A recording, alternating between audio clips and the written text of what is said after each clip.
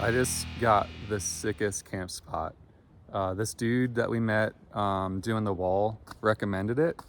And at first I thought it was just junk and I couldn't even get to it. What I thought you have to do is get up this crazy obstacle. The thing is, usually I'll go up and then around, but what I saw was a flat site right here. I thought this is what the dude was talking about. However, to get here where I'm standing is kind of like gnarly, trying to get up this massive obstacle. I don't understand. So I kind of tried to come at it from a different way, almost like tipped over, was uncomfortable. So I almost gave up on this campsite because I was like, it doesn't even look that cool. He said there's like a cliff or something sick. And I was like, all right, I have some more spots like further down the trail. This will take me a while. I didn't air down my tires because this is only 2 miles off the road. So I was like, all right, well, I'll just like turn into this. This is right around the corner from that obstacle. It's like a little turn off, right? Because here's the regular trail. So then I pull in here, I'm about to air down, and then I see like some tire tracks and like a little beat down path. And I was like, that looks like steep and like narrow. Like, let me look at and see like what people are doing over here.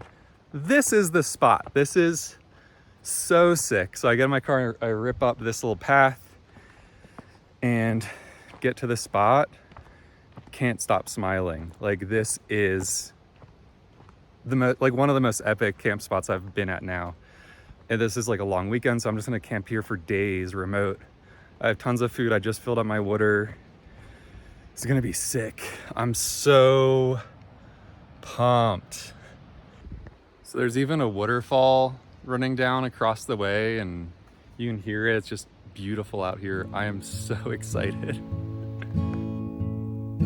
When you get half a year, I want all of you. When you get half a year, I want all of you.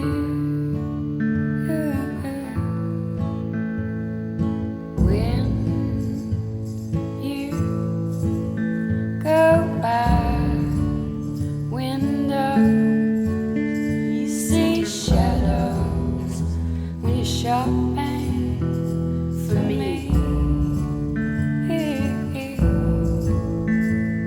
'Cause when you get half a year, I want. The plan is to just kind of hang out here for the next couple days. You know, in the 5 weeks I've been doing this, I think I've only stayed at 2 sites where I stayed longer than 2 nights. So I'm gonna be kind of hanging out here. Finally have some free time because I've been just running around with friends. I've been like doing a bunch of off-road trails. So this is gonna give me downtime, kind of relax, you know, enjoy my living room, sit outside, get a little bit more tan, you know, all that kind of stuff.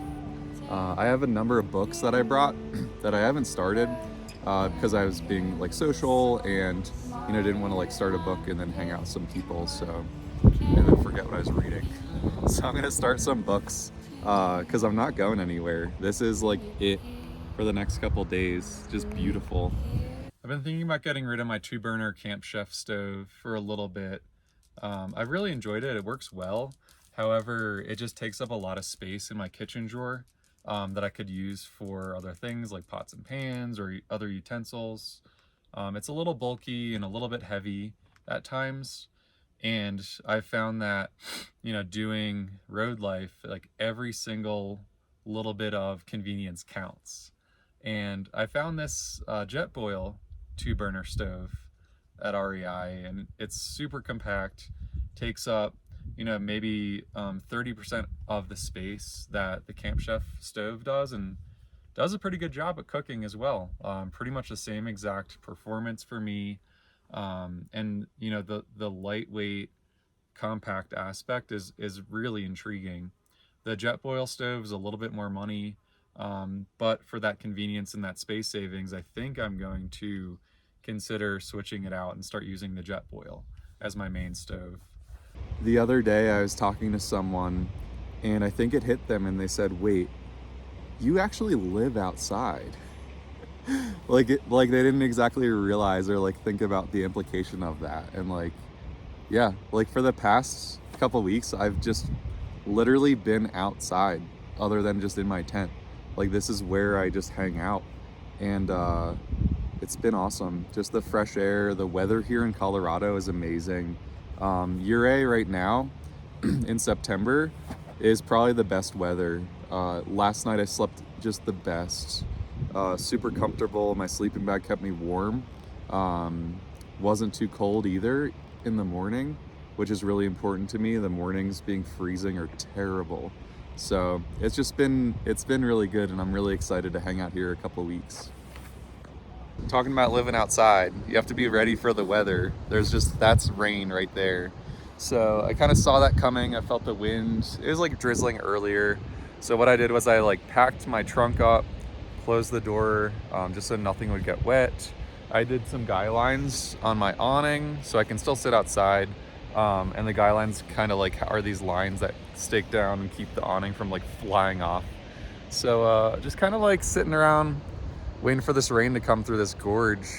So about a week and a half ago, Stephen and I were going on a trail to go try to find a campsite. It was really pitch black, dark at night, and I didn't see this giant hole and boulder. Ran into it, basically. It stopped me in my tracks, kind of bounced me backwards. It was like the hardest hit I've taken off-road, and you see me doing some crazy stuff already. When we got back on the real road, my steering wheel was sideways. So I did some research, hit up the Facebook group for GX470. Some people said, hey, most likely with big hits, the spindles on these things, which is kind of the component that holds the suspension upper and lower together, will bend. All right, I'm at this junkyard right now. Gonna be picking up a spindle off a 4Runner. I got myself a campsite on some BLM land, parked so that I have some shade while I'm working on this side, which is great. That's not supposed to happen. So I also picked up a replacement ball joint for both sides. It's not supposed to do. So it's the next day. I failed at replacing the spindle because I was unable to pop out the tie rod end, which is right here. This coming out of the spindle is really tricky. I hit it with a hammer a ton and was just not able to get it out. I need to get this tool from the auto store called like a pickle wrench. Wasn't able to replace my thing, broke my spacer, ordered a new spacer. So I'm just gonna reattempt this whole deal again. All right, I got all my tools out again. I'm at a new campsite today, a little bit closer to Ouray. I'm gonna tackle trying to replace this spindle again.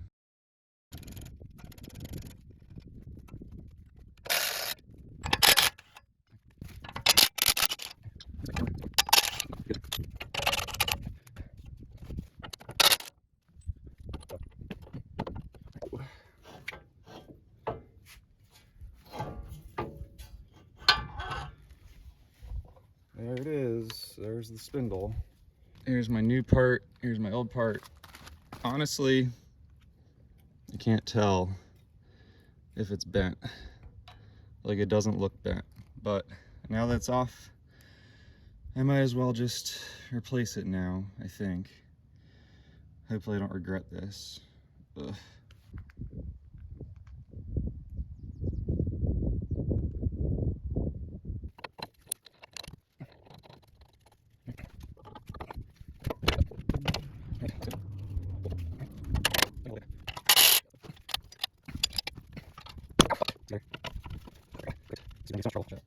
Damn.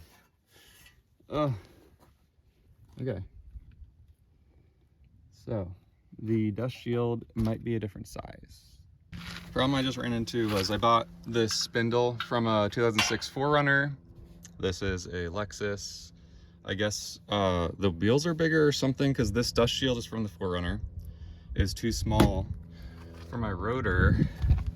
And this is the original one, which is larger, as you can kind of see. So I had to take the bearing off again, and it wasn't terrible. So now I'm just gonna put my old dust shield on, and we're almost gonna be in business, and we'll see if my steering wheel goes straight. But I have low confidence because it just didn't look bent. But at least I have new parts, which is cool. Here we go again. That's way better. Sick.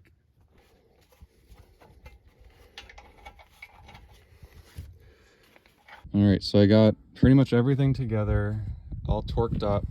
Probably need to adjust this guy at the top a little bit to get a better alignment, but I think this is gonna do.